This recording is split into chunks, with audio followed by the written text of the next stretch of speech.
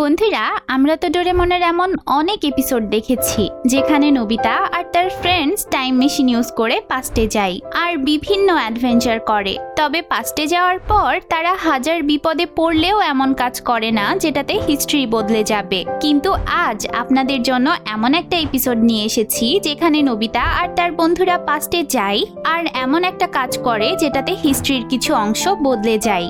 তাই ভিডিওটি অবশ্যই আপনারা লাস্ট অবধি দেখুন। আর আপনারা যারা এখনো এই চ্যানেলটিকে সাবস্ক্রাইব করেননি তারা এক্ষুনি সাবস্ক্রাইব করে ফেলুন প্লিজ। তো আজকের এপিসোডের শুরুতে আমরা দেখি সুনিও তার বন্ধুদেরকে নিজের বাসায় ইনভাইট করে আর সবাইকে গল্প শোনায় যে ইউরোপ, উত্তর আমেরিকা আর এশিয়াতে অনেক হাতি দেখা যায়। তবে সবচেয়ে ফেমাস আর অ্যাট্রাকটিভ ছিল লম্বা লোমওয়ালা বিশাল বড় হাতি। এরা প্রায় 40,000 বছর আগে পৃথিবীতে বিচরণ করত। তবে এদের অবশেষ বা জীবাশ্ম সাইবেরিয়ার ঠান্ডা এলাকাগুলোতে এখনো পাওয়া যায়। তো সেই বিশাল দেহী হাতির দুইটা দাঁত সুনিওর কাছে ছিল। একটা দাঁত ছিল বাচ্চা হাতির আর একটা মা হাতির। সেগুলো দেখিয়ে শো অফ করতেই সুনিও সবাইকে ডেকেছিল। সুনিওর কাছে হাতিগুলোর ডিএনএ রিপোর্টও ছিল, কিন্তু নোবিতা মানতেই চায় না যে এগুলো আসল হাতির দাঁত। তখন জিয়ান আর সুনিও নোবিতাকে অনেক ইনসাল্ট করতে থাকে যে তুমি তো জীবনে কখনো বিশাল হাতি দেখোইনি আর দেখতেও পারবা না, তাই তুমি এগুলোর মূল্যও বুঝতে পারবা না। এমনকি শিজুকাও এসব শুনে হেসে ফেলে।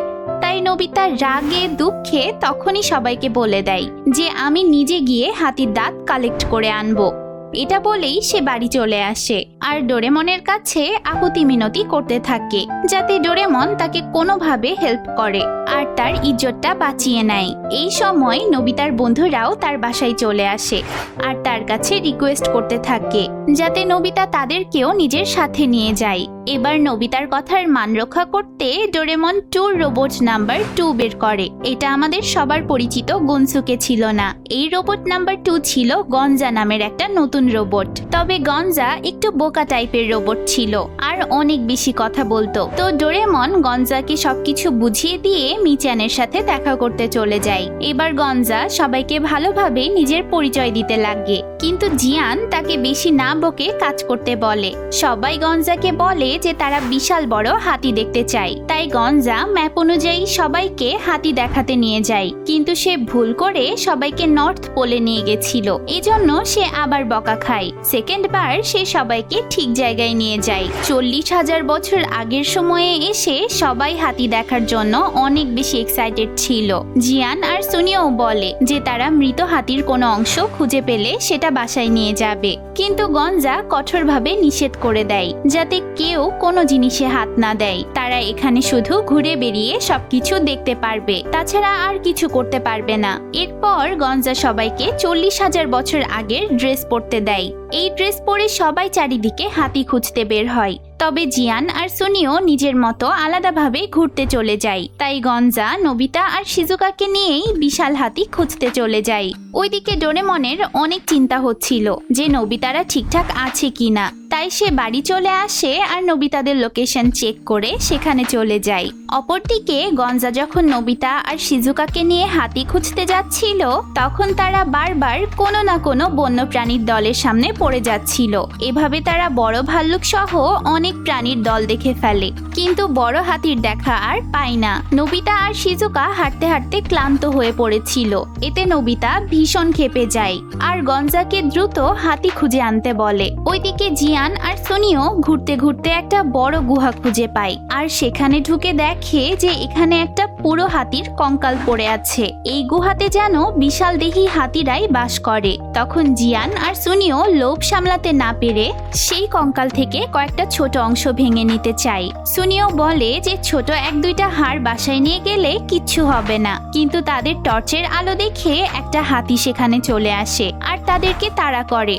তখন জিয়ান সুনিও কোনো মতে গুহা থেকে বের হয়ে পালাতে লাগে। ভাগ্যক্রমে তাদের চিৎকারের আওয়াজ শুনে ডোরেমন সেখানে চলে আসে আর হাতিটাকে মোমোটারো ডাম্পলিংস খাইয়ে শান্ত করে দেয়। তাই এই যাত্রায় জিয়ান আর সুনিও কোনো মতে বেঁচে যায়। অপরদিকে নোবিতারা ঘুরতে ঘুরতে হঠাৎ কোনো প্রাণীর চিৎকারের আওয়াজ শুনতে পায়। গঞ্জা তাদেরকে বলে যে এটা তো বিশাল হাতির আওয়াজ।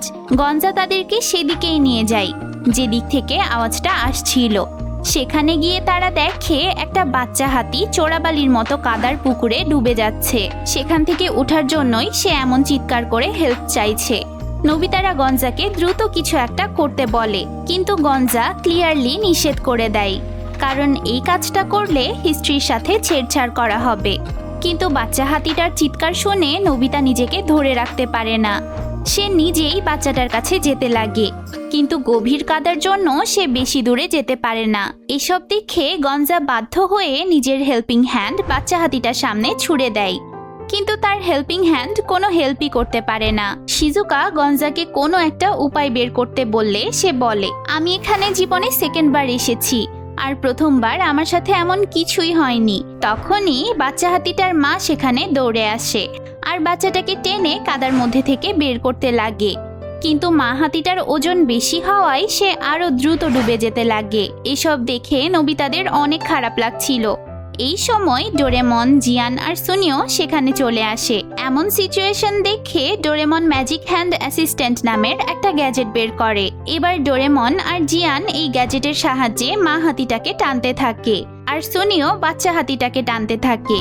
এক পর্যায়ে সুনিও বাচ্চা হাতিটাকে টেনে কিনারায় তুলে আনে, কিন্তু ডোরেমন আর জিয়ান একসাথে মিলেও মা হাতিটাকে তুলতে পারছিল না। তখন নোবিতা গঞ্জাকেই কোনো হেল্প করার জন্য রিকোয়েস্ট করে। গঞ্জা জানতো যে এমন কিছু করলে ফিউচারের সাথে ছেড়ছাড় করা হবে, কিন্তু তাও সে হেল্প করে। গঞ্জা ডোরেমনদেরকে একটা শক্ত দড়ি দেয়। এবার জিয়ান এই দড়িটা মা হাতিটার দাঁতে বেঁধে দেয়, আর সবাই মিলে হাতিটাকে টানতে থাকে। এ কাজে বাচ্চা হাতিটাও তাদেরকে হেল্প করে। একটু পরেই আরও একটা মেল হাতি সেখানে চলে আসে, আর সে দ্রুত দড়ি ধরে টান দিয়ে মা হাতিটাকে বাঁচিয়ে নেয়। একটা হাতির পুরো ফ্যামিলিকে বাঁচাতে পেরে সবাই ভীষণ খুশি ছিল।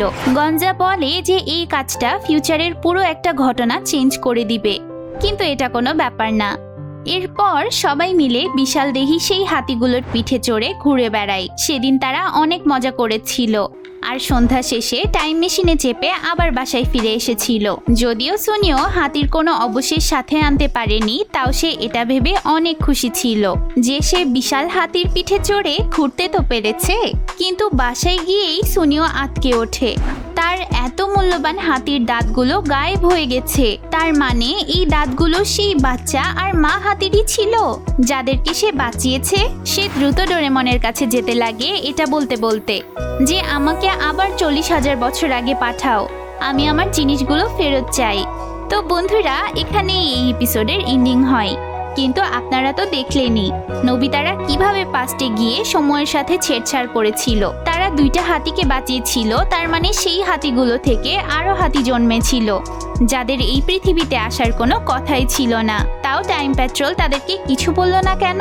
আপনারা যদি এমন আরো এপিসোড সম্পর্কে জানেন যেখানে নোবিতারা সময়কে নিয়ে ছেড়ছাড় করেছে, তাহলে আমাকে অবশ্যই কমেন্টসে জানাবেন। আর ভিডিওটাকে লাইক করতে ভুলবেন না কিন্তু। দেখা হবে পরের ভিডিওতে। টাটা।